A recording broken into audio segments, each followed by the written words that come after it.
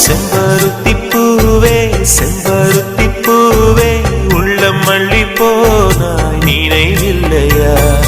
கண்கள் அறியாமல் கனவுக்குள் வந்தாய், மனசுக்குள் நுழைந்தாய் நினைவில்லையா? உன்னை சுற்றி சுற்றி வந்தேன் நினைவில்லையா? என்னை சுத்தமாக மறந்தேன் நினைவில்லையா? அதை சொல்லத்தான் நினைக்கின்றேன், நான் சொல்லாமல் தவிக்கின்றேன். செம்பருத்தி பூவே செம்பருத்தி பூவே உள்ளம் அள்ளி போனாய் நினைவில்லையா?